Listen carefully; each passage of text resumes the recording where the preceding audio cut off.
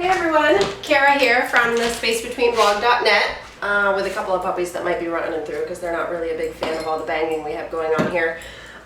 Today we're talking about removing asbestos floor tiles. We removed a Berber carpet to discover that we had these tiles. They're stuck to the ground here. We did a little bit of research and determined that they are most likely asbestos floor tiles.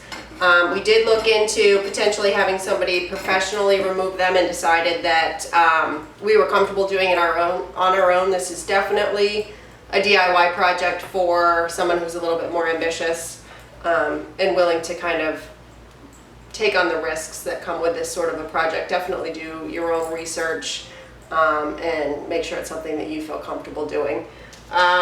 You know, some sites recommend putting on a full hazmat suit. I probably should have gloves on. I don't have any handy, but what I've been doing here is spraying the area with water. They do say that a moist area does prevent the asbestos dust from flying around. Obviously, I've used most of my water already. And the other part is using a respirator here with these magenta colored air filters. Those are the asbestos grade filters. What I've been using is an angled scraper, the same one that we used for removing the carpet pad under the carpet that was glued to the floor on the living room side. Putting it under the tiles here with the angle coming up this way and then hammering it in. What we've learned through the research is, you know, one, to make sure that your tiles are in pretty good shape so there isn't a lot of asbestos dust and decay already around just from uncovering them, which ours were solidly adhered to the ground. And then in the process of getting them up, if you can get them up, if you can break them 4 or less times per tile as you're removing them and getting them up, then you should be in pretty good shape in terms of releasing asbestos dust into the air. So that's been our goal. Sometimes we do it better than others. Again, this is a DIY at your own risk type of a project, but this is how we've been making some progress here slowly but surely. I'll just show you what we've been up to.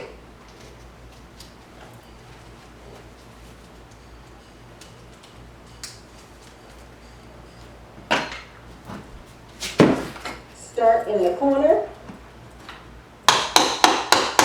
I hammer towards the bottom part of the handle.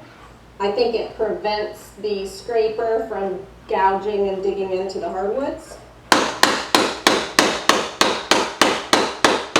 When you get to this point where the tile is almost to the handle of the scraper, you're going to want to hold it up so it doesn't get caught in that handle. I've done that a couple of times.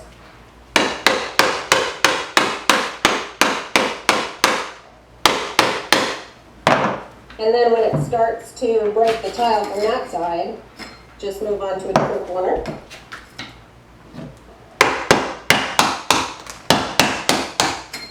That one's pretty secure.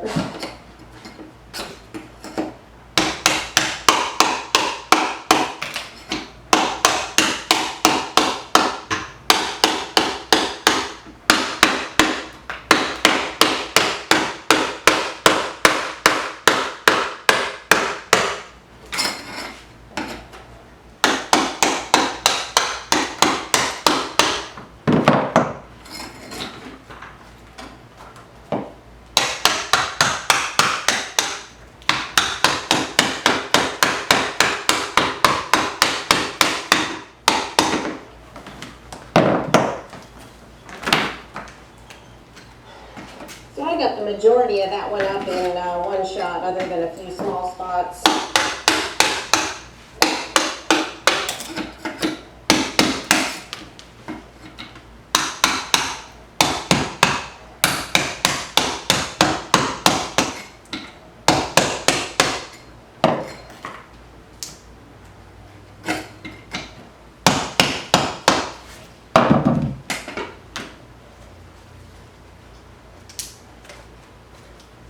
So as you can see, it's an imperfect science. That's the strategy we've been going with. It does take some time. It is hot here in Key West. But hopefully you find the tip helpful. I'm going off to take a shower.